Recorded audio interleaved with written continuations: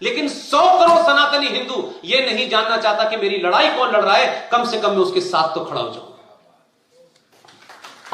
इसलिए आपके यहां लोग लड़ाई लड़ते लड़ते थक जाते हैं, लेकिन ये समाज सोने का मुकुट मंदिर में चढ़ाने जाता है, करोड़ों रुपया मंदिर पे चढ़ाता है। उसे यह भी नहीं पता कि जो मंदिर में मैं पैसा चढ़ा रहा हूं, भारत सरकार के नियम के हिसाब से 80% पैसा भारत की ट्रेजरी में चला जाता है, और फिर ट्रेजरी से माइनॉरिटी कमीशन चलता है। मैं गलत कह रहा हूं? इस देश में हज कमेटी ऑफ इंडिया को संवैधानिक दर्जा प्राप्त है। पूरे देश में हज कमेटी के ऑफिस बने हुए हैं। उनसे पूछिए, वो जो डबल गोचिए गोल टोपी लगा के बैठे हैं, हज पे तुम्हें जाना है, मेरे टैक्स का पैसा क्या लेना देना है भाई? पूरे देश के ऑफिसरों को तनख्वाह मिल रही है। ये तो आपको उठाना चाहिए कि नहीं उठाना चाहिए? मेरा काम है टैक्स देना, जीएसटी भरना, और जिनको आप गैस दे रहे हैं, जिनके आप मकान दे रहे हैं, वो मेरे मकान तोड़ रहे हैं। तो ये बात समाज को पता तो होनी चाहिए कि हम कहां खड़े, किसके बीच में खड़े हैं। तो माइनॉरिटी कमीशन 93 में बन गया, बाबरी मस्जिद टूट गई, मुसलमान दुखी थे, इसलिए जो आदमी 1958 में मरा था, यकायक उसके अंदर कोई महान कीर्तिमान हो गया। 1992 में आपने मौलाना आजाद जैसे फ्रॉड को भारत रत्न दे दिया। इस देश में तो देश सरकार ऐसे चल रही थी। तो मेरा सिर्फ इतना कहना, ये मैंने शुरू में बात कही है कि आप अपनी क्षमताओं के हिसाब से आप तय करें। ये पुष्पेंद्र कुमार जी, डी बख्शी आरएसएस नहीं बताएंगे आपको कि आपको ये करना है। जो हमसे लोग कहते हैं ना, हमें बताइए हम क्या करें। भाई हम क्यों बताएं आपको? हमें नहीं मालूम ना कि आप किस परिस्थिति में रह रहे हैं। इसलिए हमने कहा जो 80 साल के बुजुर्ग हैं, वो अपने बिस्तर पर लेटे लेटे उस मोबाइल में, जिसमें वो कभी कभी गाने भी सुन लेते हैं, बेटे से बात भी कर लेते हैं, हमारी बात अगर अच्छी लगती है तो 5 लोगों को शेयर कर दे। ये भी कंट्रीब्यूशन है, ये भी कंट्रीब्यूशन। हम तो आपसे हर वो बात कह रहे हैं जो आपको लगती हो वो करिए।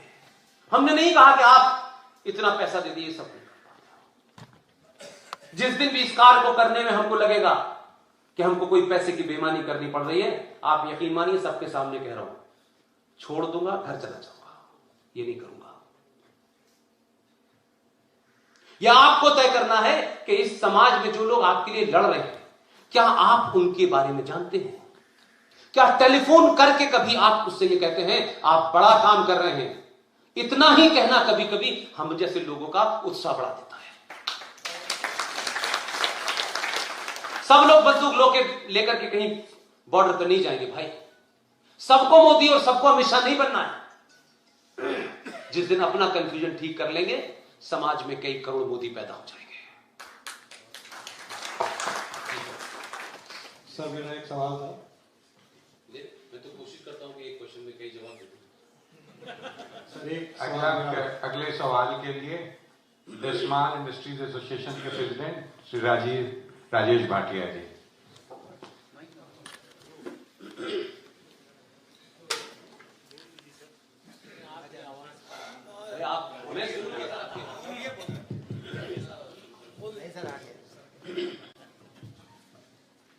आदरणीय पुष्पेंद्र राष्ट्र श्रेष्ठ जी, आपको नमन है, प्रणाम है। आपके ऑर्गेनाइजर पूछ रहे कितने क्वेश्चन कर सकते हैं। मैं 3 साल पहले इन्हीं के जवाब देने के लिए घर से निकला हूं। घर कब जाऊंगा ये मैंने कभी नहीं सोचा, कभी नहीं सोचा। न मेरी आवाज कमजोर होने वाली है, न मेरा गला बैठने वाला है, क्योंकि अल्लाह की तरफ से मुझे कोई शौक ही ऐसा नहीं जिससे मेरा गला बैठे। सर 2 लाइनें हैं सर आपके लिए। क्या सबूत दूं मैं अपने वजूद का, क्या सबूत दूं मैं अपने वजूद का, किसी के जहन में आऊं और वो मुस्कुरा दे, और दिल की धड़कन से आवाज निकले कि गर्व से कहो हम हिंदू हैं, हम हिंदू हैं, हम हिंदू हैं। हम सब जितने लोग बैठे हैं सर, प्रबुद्ध वर्ग है, यहाँ का रोटरी क्लब है, एसोसिएशन है, लेकिन जिस विषय पे आप कह रहे हो उस विषय पे हमारी योग्यता, हमारी श्रेष्ठता कहीं भी नहीं है। तो एक अनुरोध है आपसे कि जिन पुस्तकों का आपने पहले नाम लिया था, अगर एक बार उनके नाम, उनके ऑथर के नाम हम सबको मिल जाए, हम नोट कर लें, तो हम उसका अध्ययन करें, कुछ दिन हम उसको पढ़ें दिनों बाद फिर मैं जय साहब से निवेदन करूंगा कि आपके साथ फिर एक कार्यक्रम हो और फिर हम उस पर एक मुझे एक्सपेक्टेड था कि ये कोई सवाल पूछने वाला है, इसलिए सब निकल गया। धन्यवाद। कुछ किताबें आप पढ़ना चाहें जो मैंने पढ़ ली है तो मेरी तरह बिगड़ जाएंगे आप लोग भी। India wins freedom, India wins freedom, written by the great prophet in India called Maulana Abul Kalam Azad. और इसमें जो फ्रॉड है वो बता रहा हूं क्या है। इंडिया विंस फ्रीडम उन्होंने अपने इंतकाल से पहले लिखी और एक शिक्षा मंत्री भारत का होने वाला पहला इतना डरपोक था, इतना लालची था कि उसने अपने जीते जी सही बात पता थी लेकिन किताब में नहीं लिखा और अपनी वसीयत में कह के गए कि मेरे मरने के 30 साल बाद, उन्हें पता था ना कि कांग्रेसी कवर खोट डालेंगे, कहा मेरे मरने के 30 साल के बाद ये 30 पन्ने मेरी किताब में जोड़ देना। 1998 में सुप्रीम कोर्ट में ओरिएंटल पब्लिकेशन ने केस फाइल किया और कहा कि ये उनकी वसीयत है और वो केस जीत गए। 1990 में वो किताब आई, उस किताब का नाम दोबारा से वही था, इंडिया विंस फ्रीडम, लेकिन उसमें 30 पन्ने जोड़ के गए। उस 30 पन्नों को एक जिस्ट में सिर्फ बता देना चाहता हूं, उस पर इतनी लंबी कहानी नहीं है। उसमें लिखा था Nehru was wrong, Jinnah was right. ये कहने की हिम्मत जीते जीते नहीं थी। ये किताब मार्केट में अवेलेबल नहीं है क्योंकि कांग्रेसियों को 91 में लग गया था कि जो उनके चचा हैं उनकी पोल खुल जाएगी, इसलिए मार्केट से किताबें गायब हो गई। और जो सवाल आपने पूछा था कि मैं ट्रेनिंग कहां से लेके आया हूं, इसलिए उस ट्रेनिंग का फायदा यह हुआ कि मैंने वो किताब अपने पास रखी हुई है, मार्केट में मिलेगी नहीं आपको। उस किताब को पढ़ लें, अच्छी किताब है। एक किताब है at home in India, the at home in India, a reinstatement of Indian Muslim. At home in India, a reinstatement of Indian Muslim, written by none other than great legacy of Indian Muslim, doctor Zakir Hussain के दामाद खुर्शीद आलम खान साहब, जो विदेश मंत्री भी रहे, governor भी रहे, उनके महान सुपुत्र सलमान खुर्शीद ने यह लिखी है। और इस किताब को पढ़ने में पेज नंबर 144 आप पढ़ लेंगे, उसमें उन्होंने यह लिखा है कि जब दिल्ली में सिख विरोधी दंगे चल रहे थे, उन दंगों के ऊपर उन्होंने किताब लिख के पेज नंबर 144 पे जो बात लिखी है उसकी वजह से इसका रेफरेंस दे रहा हूं। बाकी उन्होंने क्या लिखा है मुझे इसमें इंटरेस्ट नहीं है। उन्होंने लिखा है कि जब दिल्ली में हिंदू सिखों को मार रहे थे तो इस देश का मुसलमान बड़ा खुश और संतुष्ट था, क्योंकि इन्हीं हिंदुओं और सिखों ने 1947 में मुसलमान को मारा था। ये कोई जाहिल मुसलमान नहीं लिख रहा, ये जाकिर हुसैन जिनके नाना थे, पिता इस देश में 10-10 बार वजीर रह चुके थे, गवर्नर रह चुके थे, खुद विदेश मंत्री रह चुके थे, कॉमर्स मिनिस्टर रह चुके थे, बड़ा खानदानी परिवार था, ऑक्सफोर्ड से पढ़ के आए थे। ये उनकी सोच थी, इसलिए इस किताब का रेफरेंस है। अर्बन नक्सल किताब छपी है, हमारे दोस्त विवेक अग्निहोत्री ने लिखा है, उसे आप पढ़ सकते हैं। बोस और Gandhi, who got India her freedom, written by major general GD Bakshi. इस किताब को इसलिए पढ़ें कि मेजर जनरल जीडी बख्शी हमारे वो लीडर हैं जिनकी कयादत के अंदर हम लोगों ने सुभाष चंद्र बोस के जो क्लासिफाइड डॉक्यूमेंट थे उनको डीक्लासिफाई करवाया। इसलिए ये किताब पूरी तथ्यों के साथ है, उस सारे डॉक्यूमेंट की फोटोकॉपी लगी हुई है कि क्या साइन हुए थे। इसलिए भारत के तमाम आर्काइव में आज भी ये लिखा हुआ था, Subhash Chandra Bose was a war criminal. इतना दबाव बनाने के बाद इतना जरूर हुआ कि आजाद भारत में एक चुना हुआ प्रधानमंत्री पहली बार यूनाइटेड भारत का, यानी जो अखंड भारत था जिसे संयुक्त भारत कह सकते हैं, उस भारत का 21 अक्टूबर 1943 को भारत की आजादी जिसकी घोषणा जिसने की, जिसने करेंसी चलाई, बैंक चलाया, जिसने पूरी दुनिया के 9 देशों ने, जिसमें यूएसएसआर जैसा ताकतवर देश था, भारत की सरकार को मान्यता दी थी, उस आदमी को इस देश की सत्ताओं ने अपने स्वार्थों के कारण विदेशी आकाओं को खुश करने के लिए गायब किया और सारे तथ्य खत्म कर दिए। उनके परिवार के लोग जीवित हैं, चंद्र कुमार बोस हैं, उनके परिवार की 1958 तक आईबी जासूसी करती थी। सारे कागजात दुनिया भर के कहां की लंदन की लाइब्रेरी से लेके आए हैं। उस किताब उसको जरूर पढ़े। तो उस किताब का नाम है बोस और Gandhi who got India her freedom by major general GD Bakshi. ये हिंदी और इंग्लिश दोनों में है। और हमारे दोस्त हैं, यंग लोग हैं, नेशनलिस्ट लोग हैं, गरुड़ प्रकाशक के लोग हैं, अंकुर शर्मा, आप उनको मंगा सकते हैं। गरुड़ प्रकाशक की किताब अवेलेबल है।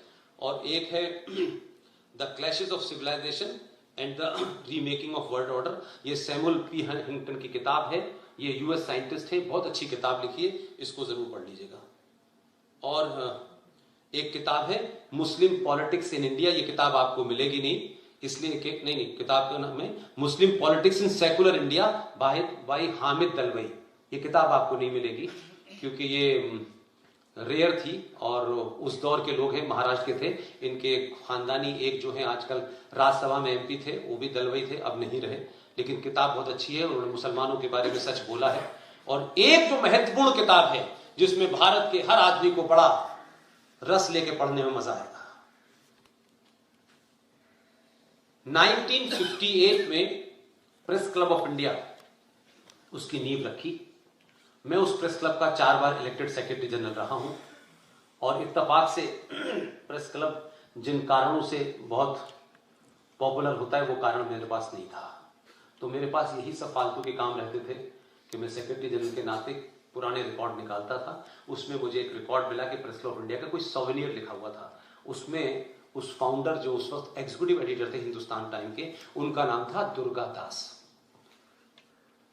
दुर्गा दास नेहरू जी के सबसे नजदीकी पत्रकारों में से थे, जिनका बेटा बाद में इंद्रजीत नाम का दार्जिलिंग से एमपी बना। और उन इंद्रजीत की बेटी टाइम्स ऑफ इंडिया में नौकरी करती थी, अब नहीं करती। उसका नाम है सबीना इंद्रजीत। इस किताब का नाम है India from Curzon to Nehru and after. इस किताब को आप पढ़ लें। इस किताब में इतनी चीजें लिखी हैं नेहरू जी के बारे में। और सबसे क्लोजेस्ट आदमी थे, कोई एंटी नहीं थे, कोई बीजेपी के नहीं थे। एक्सपोज कर दिया गांधी नेहरू को पूरी तरीके से, क्या उन्होंने किया है। ये किताब पढ़ लें। एक साहब 93 साल की उनकी उम्र हो गई, भगवान उनको और उम्र दे, सेहत दे। मैं उनका बड़ा नजदीक रहा हूं, उनसे बहुत मेरी मुलाकातें हुई हैं। एकमात्र कश्मीर राज्य जो है उसका अगर किसी ने सही तरीके से वर्णन किया है, सही पर्सपेक्टिव में किया है, सही रेमेडी उसने दिखाई है, उस आदमी का नाम है जगमोहन। जगमोहन पाकिस्तान के सियालकोट में पैदा हुए थे। अब उनकी उम्र 93 साल की है, थोड़ा बीमार रहते हैं। उन्होंने किताब लिखी है माई फ्रोजन टर्बुलेंस इन कश्मीर। इसका लेटेस्ट एडिशन सितंबर 2019 में आया था, उसे पढ़ लें, आपको कश्मीर समझ में आ जाएगा। और एक किताब आपको इसलिए भी मिल जाएगी कि ये साहब अमेरिका में रहते हैं, भारत के नागरिक हैं आज भी, लेकिन जबरदस्त काम कर रहे हैं। और उनकी उम्र मेरा ख्याल है कि 80 के आसपास है। और उनका नाम है राजीव मल्होत्रा। और उनकी किताब है ब्रेकिंग इंडिया। ये किताब है। और ये किताब जो है उन्होंने जो आपकी CIA है, क्योंकि वो अमेरिका में रहे हैं, वहां बहुत सारे डॉक्यूमेंट को छुपाया नहीं जाता, वो सारे मैप उन्होंने दिखाए हैं किस तरह से CIA का पूरा एक एजेंडा है कि भारत को कितने हिस्सों में तोड़ना है, उसकी बैकग्राउंड उन्होंने लिखा है। और जो आज ये बुराड़ी और ये जो शाहीन बाग हो रहे हैं, ये बहुत पहले कह चुके हैं ये भारत में होंगे। बहुत ही बेहतरीन आदमी है, संस्कृत पे बड़ी उनकी पकड़ है, बड़ा अच्छा काम कर रहे हैं। उन्होंने एक जो बहुत अच्छा काम किया कि बहुत सारे मंदिरों में अपनी किताब को डोनेट किया है उन्होंने। मैं भी गुजरात के एक मंदिर में गया था, दर्शन करके निकला, पुजारी ने मुझे प्रसाद दिया और उनकी किताब दे दी। मैंने कहा ये भी एक खूबसूरत तरीका हो सकता है कि लोग मंदिरों में जाएं, उनको ऐसी किताबें फ्री में मिल जाए। और एक चार्ट लीडर हैं, वो भी उनके मुझे बड़ी अच्छी उनसे संबंध है, उनसे जीवित हैं। उनका नाम है कुंवर नटवर सिंह। कुंवर नटवर सिंह ने किताब लिखी है one life is not enough. और इस किताब में क्योंकि नटवर सिंह प्रधानमंत्री जवाहरलाल नेहरू के PMO में काम करते थे, इंदिरा गांधी के जमाने मंत्री भी रहे, पाकिस्तान में भारत के हाई कमिश्नर भी रहे। One life is not enough का पेज नंबर 40 और पेज नंबर 142 पढ़ लेंगे, आपको समझ में आ जाएगा कि दिल्ली में 57 सड़कें मुगलों के नाम पे क्यों हैं। सिंपल। और guilty man of India's partition, guilty man of India's partition, this book written by Ram Manohar Lohia.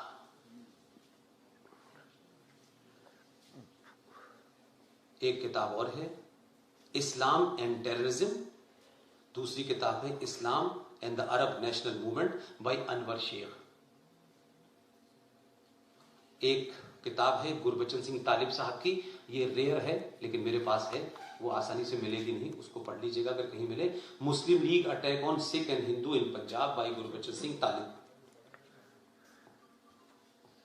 और मैंने अंबेडकर जी की किताब आपको बता दी है। इसके अलावा भी आप चाहें तो एक किताब जो मैंने अभी आपको कहा कि ये किताब जरूर पढ़िएगा, इनका पूरा नाम है विद्याधर सूरज प्रसाद नायपॉल,